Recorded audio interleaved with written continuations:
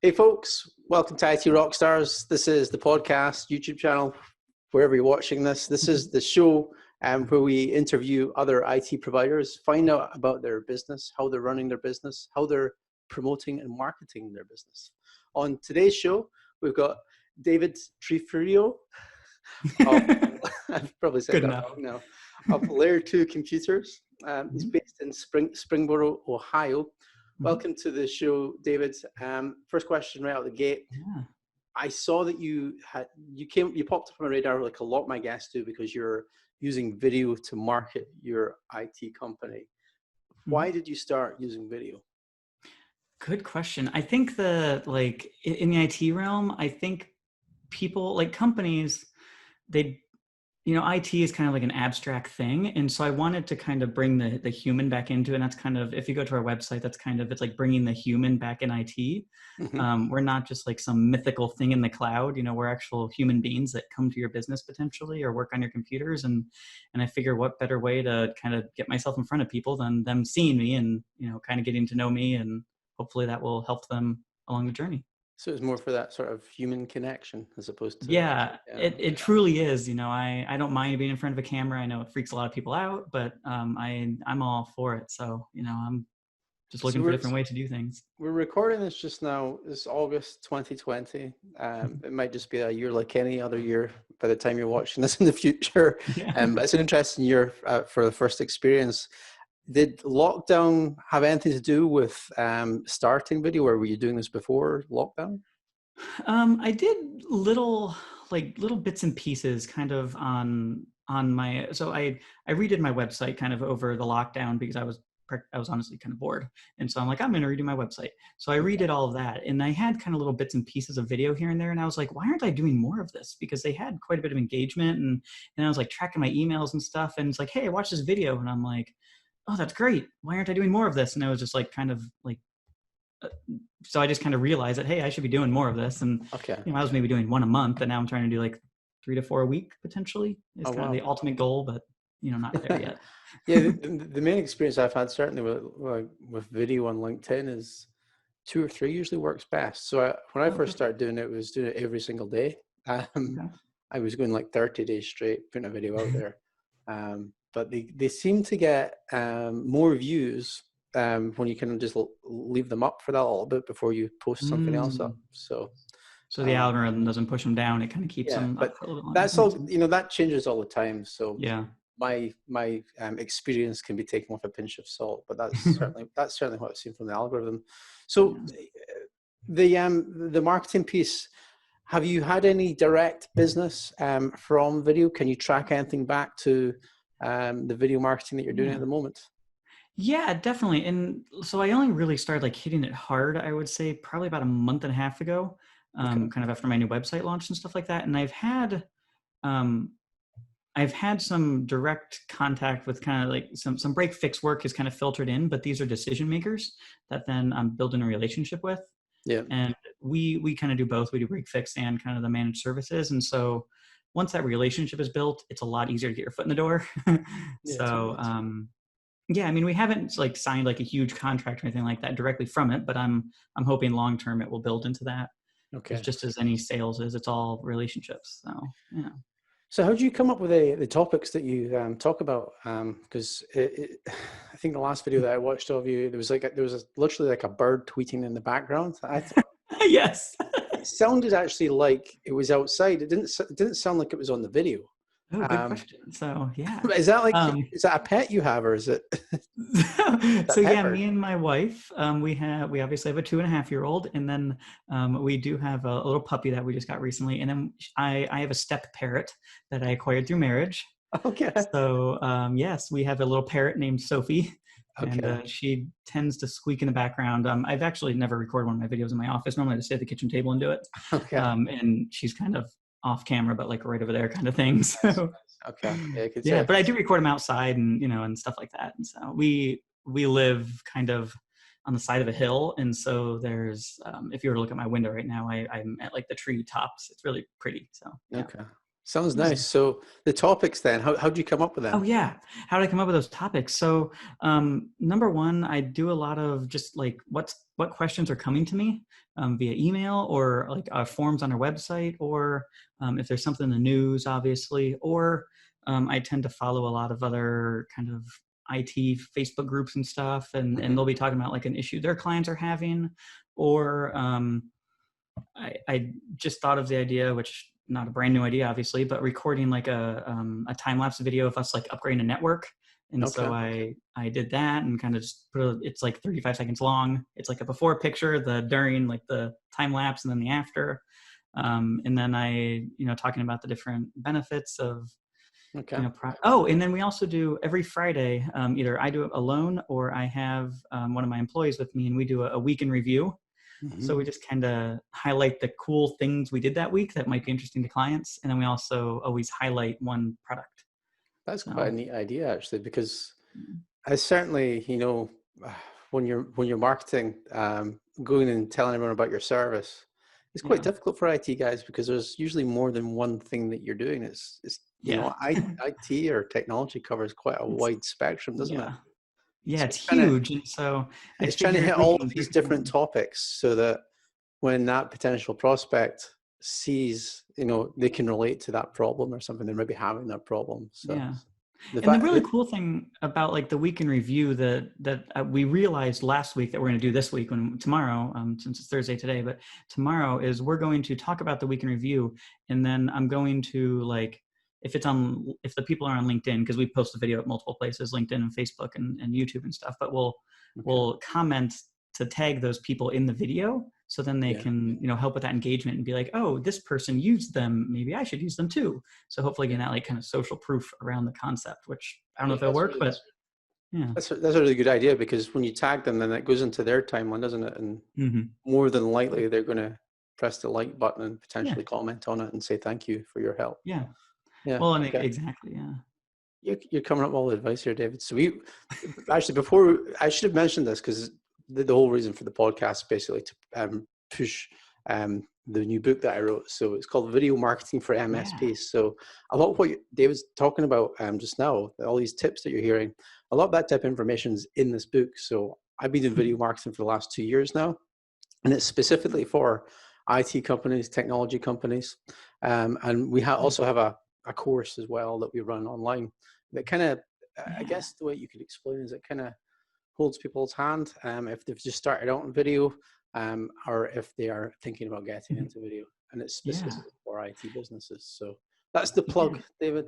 Yeah. That's the plug. And yeah, I'm really intrigued by it because I tend to, I'm really intrigued by it, and I do have some questions later and stuff, but like, the hand holding for me isn't necessarily like the key that I'm interested in. I'm interested in learning kind of the nitty gritty of what I can do to get my reach better, to um, get the Facebook marketing better or something like that. So I'm very Yeah, intrigued, and um, yeah. I tend to laser focus on one thing, and then that's how I roll.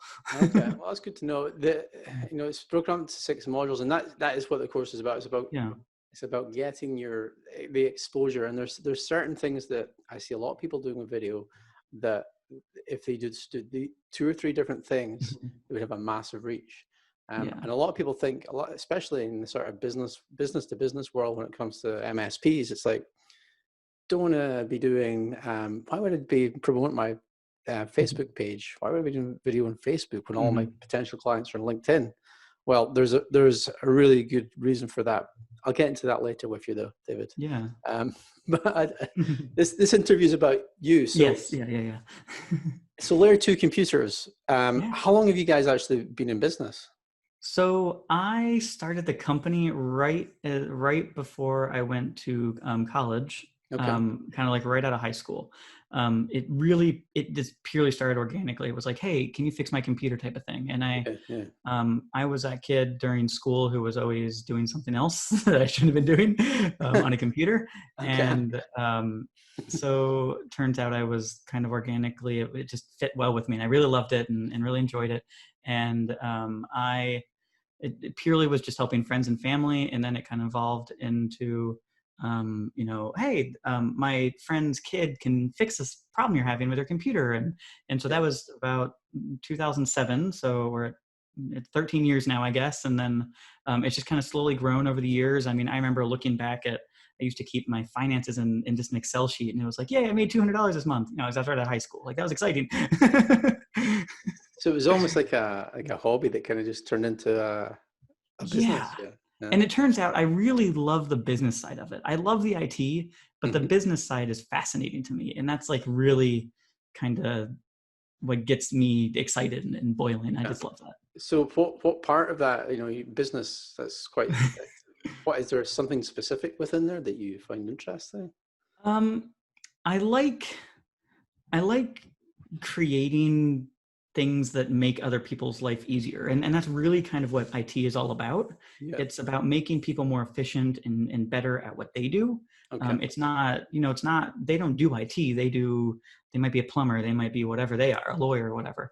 And Mhm. I love going into a business, and like the minute I walk in the door, like, I have all these like ideas, and then I got to like tone it down for a second and be like, all right, this Yeah. is, and plus if you overload people, they tend to run away anyways. So you got to kind of start at ground one and build it up. But I love seeing kind of that initial, um, like spark of like, oh, we've been so inefficient, or Yeah. we can do this, or we just met with a client that I've had for probably 6 years now, and we're just now, they weren't really ready for like a voice over IP system, but now they're kind of like mentally ready.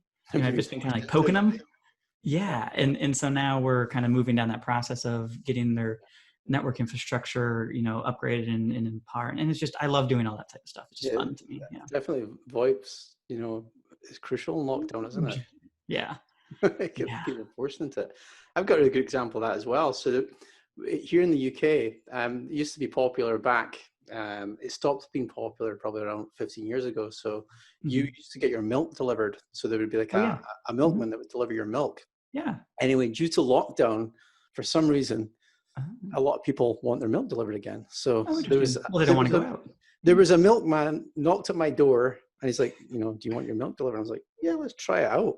And he got his notepad out, and he started writing down in shorthand all My the things gosh. that I wanted and stuff like that. And I'm thinking to myself, this is exactly the same way as you think, David. It's like, Mhm. you should be doing that on an iPad. You should have a form that Yes. you fill in so that you're not having to go back to the office and then Hmm. type it all in or get someone else to type it in. So I was Yeah. telling him this, and he was just like, who's this? Yeah. So that's my problem. I don't rein it in. So Yeah. It's hard to rein it in sometimes. so you've been in business for quite some time. Yeah. Mhm. Now I always ask this question: if you were to start your business again, what do you think you tell your younger self, or what would you have done different? What's Yeah. the sort of biggest lesson you've maybe learned?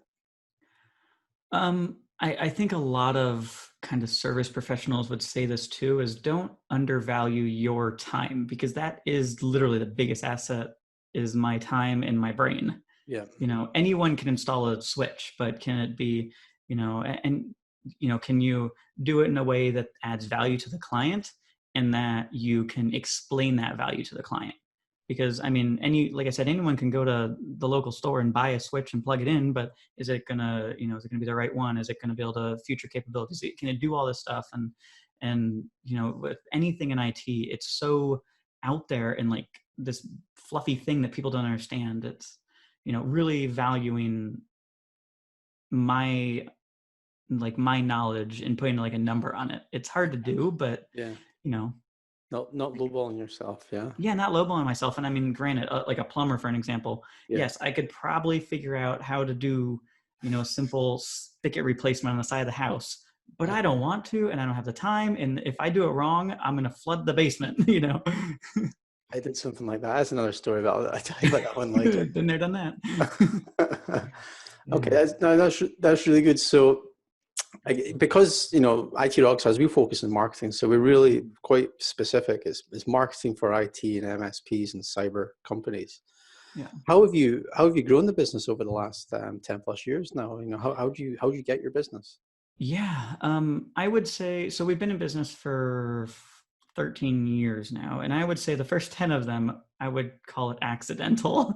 Okay. To be honest with you, there was no rhyme or reason. And it was purely just like, oh, someone came to me, or it was purely like referral based, which, you can grow to a certain extent, but then, you start relying on those kind of like community leaders to be like sharing you within with their organizations or their social groups and networks. Yeah. But, it gets harder and harder to do that the bigger you get.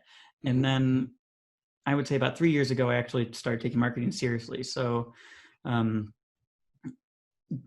I've tried to grow that way. I'm not saying I'm perfect, or I don't really necessarily, I'm still learning my process, and I'm hoping I can learn a bunch off of you guys too.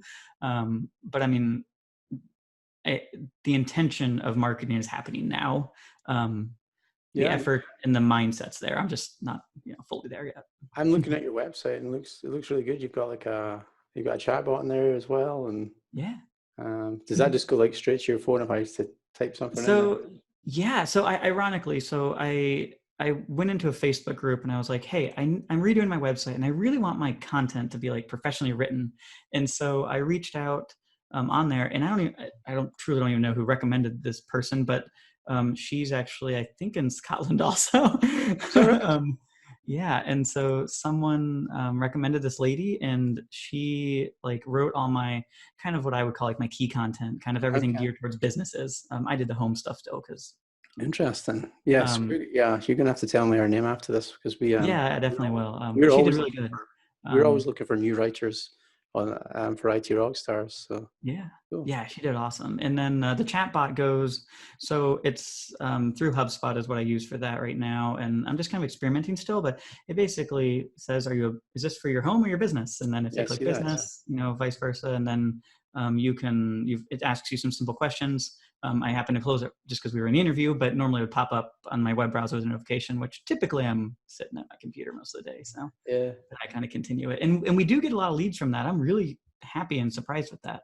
I'm actually surprised, because I've always questioned it. I remember someone telling me, I've always shied away from it, because someone said to me, when was the last time you actually filled in a chatbot when you went up to a website? And I was like, yeah, you're right, I haven't, but that's me. So I have a theory on that though, because we're in IT, we're not going to do that because we know that it's probably just a bot. But, realistically, our consumers don't realize that or don't know that. And so they're going to fill it out, assume it's a human. And then all of a sudden a human pops up and says, hey, I'm David. What can I do for you? Okay. Yeah, and mine literally says, after you fill out this form, we'll get you to a human. And if I don't answer, it collects their email, and I just send them an email. And I've only had the website launched for a month, but I've had like 5 people fill it out, and 4 of them have responded via email, and 1 of them I was there live. Okay. I mean, like literally it's 100% I've talked with, and they haven't all closed, but I've talked with them after the fact. It asks a simple series of questions, but it's it's not like an AI bot or anything like that. It's going to be going to the app on your phone, and you're going to be seeing the chat. Okay. Yeah, well, and as you can see on the homepage, it's all about being a human. That's what my company is. We're humans. Yeah. And so I don't want, literally it says, hi, I'm a robot. I'm going to just get the simple information. I'll get you to a human. Okay. And I learned that very quickly in the first week, because someone like waited for me to answer, and I just happened to like walk away from my computer for, of course, that 5 minutes. And they're like, hey, are you there? Are you there? And now it says, hey, if we can't get you a human, we'll send you an email afterwards. A human will talk to you. Yeah, that's really good. That's really good advice right there, actually. Yeah. I think it's all about setting expectations. I have been looking at a tool called Video Ask. So it's actually used for surveys. So as opposed to just putting a survey out there, it's literally it's a video of you asking the question, and then they can the response can be on video, text, or audio. Oh, cool. This is not sponsored, but it's really cool. But they've got a web app widget as well, so you can literally have like a tiny little video down the bottom right corner where your chatbot would be, and you can click in that, and it kind of similar to a chatbot, but it's a video instead. It's a human. What's the name of that? I'm just curious. Videoask.com. Okay, cool. Make a note.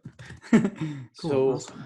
Okay, so I guess from the business side of things, because you say that's kind of what really fascinates you the most. Yeah. Do you have any particular types of niches that you work with, or industries that you work with? Sorry, niches. I forgot you're in the US, but Yeah. do you have anything like that, or are you just kind of, is it just all local business that you have? So good question. I don't really have a great answer other than I'm still discovering that, to be honest with you. Okay. I think the clients that I really like are I really like professional service clients. Mm-hmm. I like those, and I also like clients that serve like consumer products. I like one of our best clients, and like again, I love everything we've done for them, obviously because we did it, but is a country club, like a local golf country club. Okay. And during COVID, they've actually exploded, like Have they? during the lockdown and everything, because they were able to stay open to serve food. And then now that things have kind of started to back out a little bit, and our numbers are significantly lower than what they were even like 2 months ago. Mm-hmm. So people are starting to come out of the hole of their house now. Yeah. And so golf, they're continuing that. But I really like that kind of niche. And we've been able to really serve that client really well. And I think they're underserved. And then also, again, professional services, plumbers, electricians, and that type of stuff I really enjoy. I mean, we have other clients obviously in different industries, but I'm interested in learning how I can target those. So I've been doing like a lot of reading on what I can do to help connect with those country clubs or those plumbers or whatnot and stuff like that. So Okay.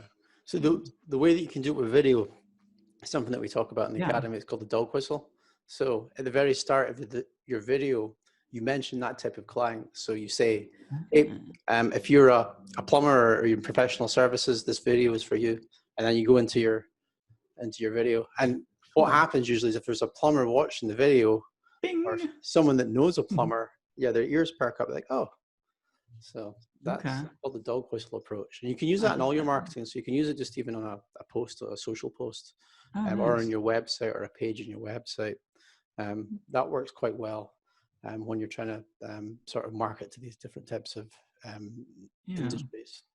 So, but I think, yeah, David, I can ask you before, and I ask all my guests this. I usually ask them, what would make this interview a win for you? And I think I actually forgot to ask that question, but also if there was any questions that maybe I haven't asked you that you'd maybe like to answer here. So do you have anything for us? Yeah. Good question. I might need to think about that for a second. Okay, that's cool. The reason I do it is it's a good opportunity if you've got something that you're trying to promote, a service or something like that, or if you've got a new piece of technology that you're maybe introducing that maybe none of your competitors have. So quite often that's what pops up. So a good example of that would be is someone that I know, a client, and they're actually working on it's a cloud-based system, but it's located in China, and it's so that students can access the universities here in the UK. And I thought, wow, that's an amazing idea, because a lot of these students that come here just are not coming here just now, but they're still wanting to do all of the virtual stuff. The problem they've got is the Great Firewall of China. So that's like a big thing that I'm not sure if I'll be able to keep that in this edit, but it's a good example of something new, a technology that's new that's kind of come about because of lockdown. I think I think honestly my biggest need right now, and kind of like what I need as a company, and just kind of what I'm looking and doing research is I'm having a hard time getting in front of the right eyeballs, and that's probably honestly everyone's issue. Or I'm just really bad at it and I truly have no idea what I'm doing. I mean, it could be that I really don't know what I don't know when it comes to that, like getting in front of kind of like my ideal customers. Or even obviously we're all virtual, and connecting with people on LinkedIn and stuff like that. And I want to connect with these people, but I'm not quite sure exactly where or how or what they're associated with. Because I know, I truly know, and I believe that if I get in front of the right people, Mm-hmm. Like, I know I can make their life easier, and I know that we can improve their technology, and I know that we can make them more efficient. Like, I know that for a fact. So now it's just getting that in front of people, and that's hard for me.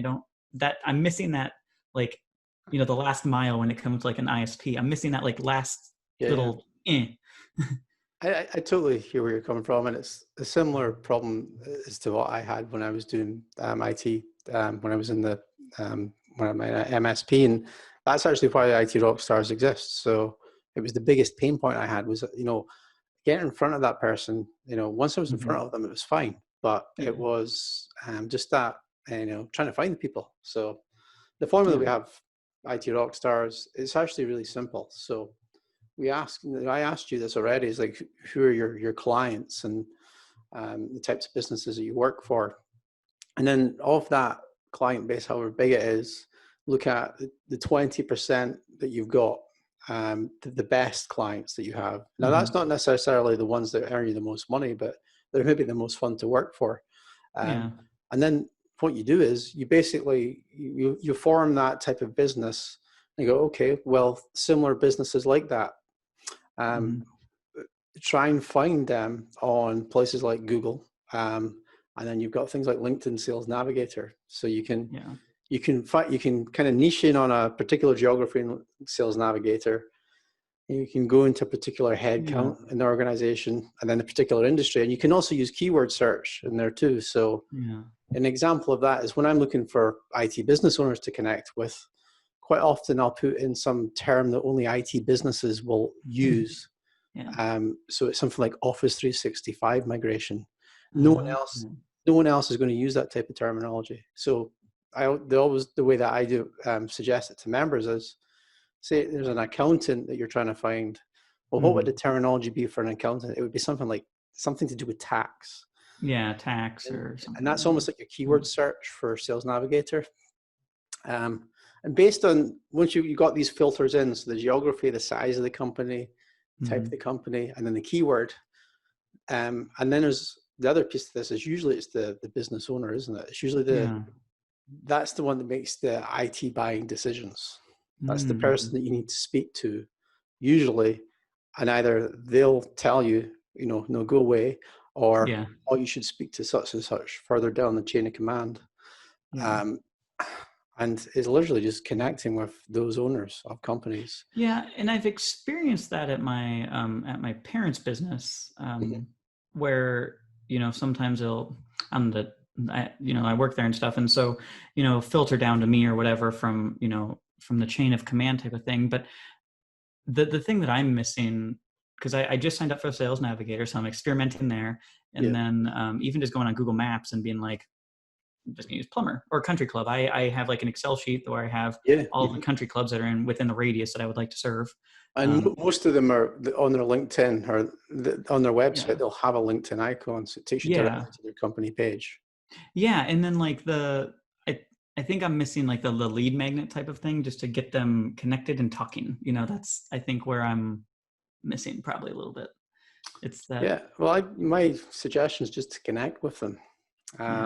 Because once you start doing that, they're going to start seeing your videos in the timeline. And then from that, then there's some steps that you can do. But I don't want to bore you too much. Gotta sign up. Okay, David, I think we're going to leave it there then. Perfect. If there's no other questions that I've maybe forgotten to ask, or you'd like me to ask, No, this has been wonderful. Thank you for having me. I love talking about the business and the marketing and everything, so it's good fun. Cool. Yeah. Well, it's been great to have you on the show. I look forward to seeing more of your videos pop up in my LinkedIn timeline and wherever you might be. I'll have to start following you on YouTube as well, eventually on YouTube and Facebook. So yeah, great to have you on the show. And folks, if you're not ready, I'll mention my book once again. It's called Video Marketing for MSPs. It's my experience of marketing over the last 2 years. I'm going live to camera almost every day. Definitely worth it. You can find that on Amazon. Take it easy, folks. Catch you in the next show.